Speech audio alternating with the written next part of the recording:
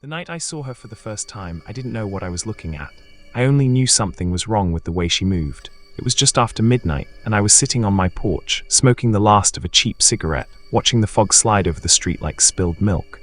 The neighborhood was dead quiet, no dogs barking, no cars. Just the low hum of the streetlight buzzing and flickering above the road. Then I saw movement near the old Miller house across the street. It was small at first, the shadow of a woman near the gate, her hands trembling like she couldn't decide if she wanted to go inside or not. Then she took a step, and the way she moved made the hair on the back of my neck stand up. It wasn't a limp or anything. It was like she was trying to remember how to walk. I thought it was some drunk girl at first. God knows we've had our share of them, stumbling home from the bar down by Willow Street. But when she lifted her head, I saw her face. Her skin was pale, grey almost, like she'd been lying in the cold too long. Her lips were cracked. And her eyes, I'll never forget those eyes. They looked too wide, like she was both terrified and empty inside at the same time. Then she turned and walked toward the back of the house, disappearing into the shadows. I just sat there, frozen. I told myself not to care, not to get involved.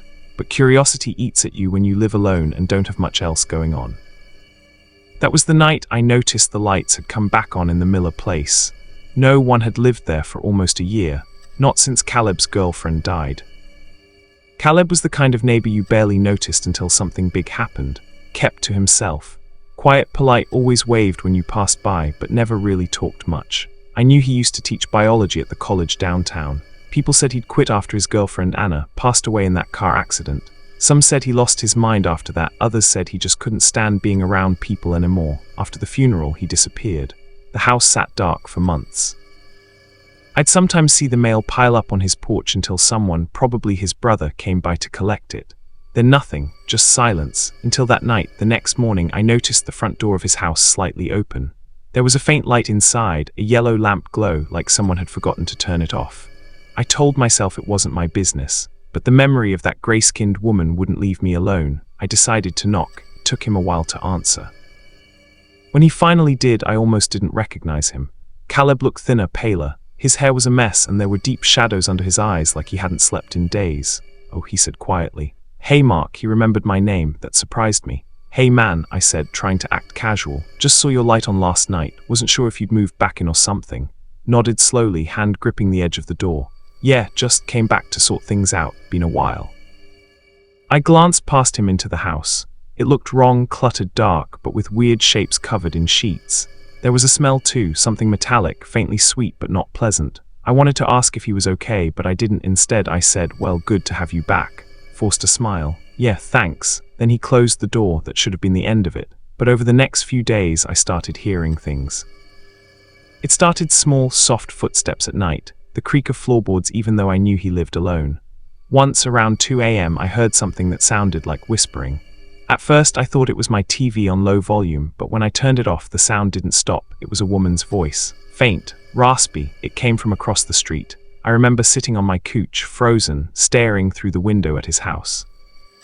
There was a dim light on in one of the upstairs rooms, and behind the curtain I swore I saw two shadows moving, one taller, one smaller, both packing like they were arguing. The next day I tried not to think about it. Maybe I'd imagined it. Maybe he had the TV on loud, but then something else happened. I was taking out the trash when I saw Caleb in his driveway, kneeling by the trunk of his car. He looked frantic. His hands were shaking. There were dark stains on his sleeves, and I could see the outline of something large wrapped in a tarp inside the trunk. He slammed it shut when he saw me. "Hey, Caleb," I said carefully. "Everything okay?" He froze. His eyes darted to me, then back to the car. "Yeah," he said quickly. "Just cleaning up some old stuff. I've got a mess on my hands." His tone was too casual, like someone pretending not to panic. "Need a hand?" I asked, even though I didn't really want to. He said sharply, then lowered his voice. "I mean, no thanks, it's fine, really." Smiled, but it didn't reach his eyes. Then he turned and went back inside. That night I couldn't sleep. The sounds kept getting worse. Thuds, scraping, sometimes a muffled cry that sounded like someone gasping underwater. Every time I looked, that same yellow light glowed faintly through the upstairs curtain. And every time I thought of her, that pale woman I'd seen by the gate. I tried to tell myself it was guilt, or grief, or both. The man had lost the woman he loved. Maybe he was just losing his mind. But deep down, I knew something was off in a way grief couldn't explain. One night, I decided to check it out for real. I told myself it was just concern for a neighbor, that I'd knock on his door, make sure he wasn't hurting himself, and leave. But when I crossed the street and got close, I heard something that made my stomach twist. It was singing, soft, off-key, a woman's voice singing a lullaby. It came from inside the house, and underneath it, I heard the faint sound of someone crying. I didn't knock. I just stood there, hand frozen above the doorframe, listening. Then, just as I was about to leave, the singing stopped, and a whisper came through the door. "Help me." Blood ran cold. I stumbled back, almost tripping over the porch step. Then the door opened. Caleb stood there, his eyes red, face pale. He looked like he'd been crying too. "Mark," he said softly, "you shouldn't be here." Behind him in the dark, I saw movement. Someone shifted just out of the light. "Who's that?" I asked, pointing. He turned halfway, blocking my view. "No one, just go home, okay?" Then the door slammed shut. I didn't sleep that night. I didn't eat the next day. Every sound from across the street made me flinch. I started noticing other strange things too, like how the stray cats that used to hang around his yard were gone. Even the birds avoided his roof. The smell, that faint metallic sweetness, had gotten stronger. On the third night, I called the police. They came by the next morning, 2 local officers who looked half bored until I mentioned the smell and the sounds. They went up, knocked on the door, waited a bit. Caleb answered. They talked for maybe 5 minutes. Then they left, one of them laughing. I watched from my window. When Caleb looked across the street and saw me, his face hardened. That night he turned off all the lights. A few days passed before anything else happened. I started thinking maybe I'd gotten too deep into it. Maybe it really was grief or my imagination. Then one morning I saw her again. She was standing at the window of Caleb's house, staring out at the street. I swear to God, she looked exactly like the woman in the obituary photo I'd seen a year ago. Same hair, same features, just wrong. Her skin was pale and stretched like paper. Her eyes didn't blink, and when she smiled it looked forced, almost painful. She was watching me. I dropped my coffee mug. It shattered across the counter, but I couldn't move. I just stood there, staring back. Then she raised one trembling hand and pressed it against the glass, leaving a faint smudge behind. Then Caleb appeared behind her, pulling the curtain closed. That's when I realized I wasn't imagining it. Anna was back. After that morning, I stopped pretending things were fine. I stopped pretending I didn't care. Something had happened in that house, and I needed to know what. I told myself I'd talk to him again, maybe even help if it was some kind of delusion or breakdown. But deep down, I knew it wasn't that simple. You don't imagine someone you saw buried last year standing at a window across the street. I waited until evening. I figured he'd be calmer by then. Around 8 p.m., I saw a dim light in his living room. I crossed the street and knocked. It took a long time before he answered. He looked worse. His shirt was wrinkled and stained with something dark. His hands trembled a little. When he opened the door, I could smell the same sickly sweet metallic odor spilling out from inside. "Mark," he said quietly, almost like he'd been expecting me. "You shouldn't be here." "Caleb," I said, forcing myself to keep my voice steady. "I saw her in the window." Anna froze. His eyes darted to the stairs behind him, then back to me. "You didn't see anything," he whispered. "You can't talk about this." "Not here to judge," I said. I need to understand what's happening." Rubbed his face. His fingers were shaking so badly I thought he might break down right there. Finally, he stepped aside. "Come in," he said. The house smelled like chemicals and rot. The curtains were drawn tight, and most of the furniture had been pushed aside. In the corner of the living room was a table covered with papers, books, jars, and things I couldn't even identify. Some of the books were open to pages that looked ancient, diagrams of bodies, handwritten notes, old Latin texts scribbled between margins. Caleb noticed me looking. He said softly, "You wouldn't understand." "Try me," stared at me for a long time before sighing. "I thought it would work differently," he said. "I thought it would just bring her back, whole, the way she was. I didn't say anything, I just listened. I studied everything," he continued. "Old resurrection texts, rituals, chemical preservation. I thought if I could restart the body, maybe the brain, the soul would follow. I thought love was enough to call her back." His voice cracked at the word love, then he looked at me, his eyes empty. "But she didn't come back right." A noise came from upstairs, a soft thud, followed by something that sounded like a low moan. Caleb flinched. "She can't control it sometimes," he whispered. "It's like she's fighting herself." "What do you mean?" He didn't answer. Instead, he motioned for me to stay quiet and led me upstairs. The air was colder up there. The hallway smelled like iron. As we passed one of the rooms, I saw scratch marks on the doorframe. Long, deep gouges like someone had dragged their nails into the wood. He stopped outside the last door on the right and turned to me. "She won't hurt you," he said, though he didn't sound sure. She doesn't want to. Then he opened the door. The room was dark except for a small lamp by the bed. Anna was sitting there, knees pulled to her chest, her long hair tangled and dark. She looked smaller than I remembered from photos.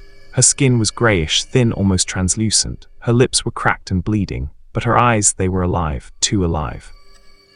She looked up when she saw me. "Who's that?" she asked softly. Her voice was faint, shaky, but it was real. "Just a friend," Caleb said. "Mark." I wanted to say something comforting, but my mouth was dry. She stared at me for a long time, and I could see how much effort it took her to keep still. Her hands were trembling slightly, like she was restraining something.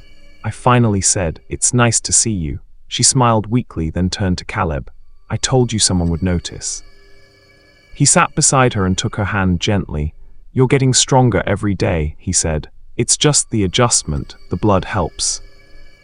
The way he said that word, blood, made my stomach twist. I looked closer. There were stains on her pillow, brownish red, and next to the bed a small basin filled with dark water. The metallic smell was strongest there. I realized what he meant by the blood helps.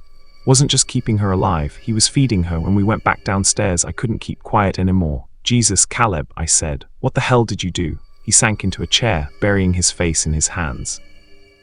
"I didn't mean for it to be like this." She woke up screaming, not from pain but hunger. It wasn't for food or air, she needed blood. I thought it was temporary, but the longer she stays, the worse it gets. I tried to speak, but he went on. "She fights it every day. She hates herself for it, but if she doesn't have it, she goes into these fits, shaking, gasping. I can't lose her again, Mark, I won't."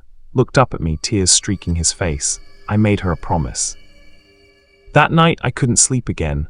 I kept hearing the sound of her voice in my head, faint, broken, whispering from that dark room. "I told you someone would notice." The next few days blurred together. Caleb stopped leaving the house entirely. Sometimes I'd see the blinds twitch or hear soft weeping from across the street. The smell grew worse. It carried even to my porch now, especially on hot afternoons. Then one morning I saw a news report about a missing jogger. A young woman last seen running near the edge of town. No sign of struggle, just vanished. I didn't want to believe it had anything to do with them. But that night, when I looked across the street, I saw Caleb dragging a large black trash bag toward the backyard. Something inside it was dripping. I couldn't stay quiet anymore. The next day I went to his house again, this time without knocking. I pushed the door open and stepped inside. The smell hit me so hard I almost threw up. The living room was worse now, the floor sticky. The air thick, the books were scattered everywhere, pages torn, candles melted down to black stubs. "Caleb," I shouted. "We need to talk." No answer. Then I heard her. "Help me," Anna whispered from upstairs. I followed the sound. When I reached her room, she was sitting on the floor, her head bowed. Her skin looked even paler, like all the color had drained out of her. Her lips were stained dark red. "Is Caleb?" I asked. She looked up slowly. "He went to find more." Stomach dropped. "Maury what?" She didn't answer, just stared at her shaking hands. I told him to stop. "I don't want this. I don't want to be this." Then she looked straight at me and I saw tears, real tears, streaming down her grey face. "Please make him stop." Before I could say anything, I heard the door downstairs slam open.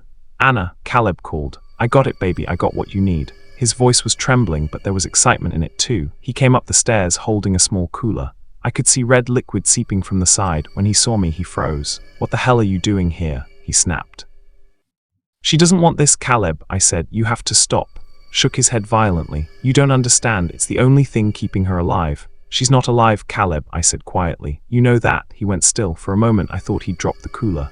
Then Anna whispered, "Please, Caleb." Something broke in his face. He turned toward her, eyes wide with pain. "I did this for you," he said. "I can't undo it." She stood, trembling, her body swaying like she might collapse. "Then help me end it." "No," he said, stepping back. "No, no, no." She took another step forward. "I'm not supposed to be here." Started crying, then loud, ugly sobs. The cooler slipped from his hand, splattering blood across the floor. She knelt in front of him and touched his face gently. "I love you," she whispered. "But it's wrong." Then before I could react, she grabbed one of the shards of glass from the broken lamp nearby and pressed it to her neck. Caleb screamed. I lunged forward, but it was too late. There was a sound, a wet, sharp sound, and she collapsed in his arms. He held her, rocking back and forth, sobbing into her hair. I'll never forget the sound of his voice breaking. "It wasn't supposed to be like this," he kept saying. "I just wanted her back." The police came later that night. They found me sitting on the porch, covered in blood that wasn't mine. I told them what I saw, but I left out the part about her coming back. No one would believe me anyway. They said Caleb had overdosed in the bathroom. He'd taken something right after she died, maybe guilt, maybe grief. They ruled it a double suicide. The house was sealed off for months after that. People moved on. No one wanted to talk about it, but I can't stop thinking about that last night. Sometimes when the wind is quiet, I still hear her voice, soft, broken, whispering from across the street. Help me. When I look through my window, I swear, I still see the faint shape of her handprint on the glass.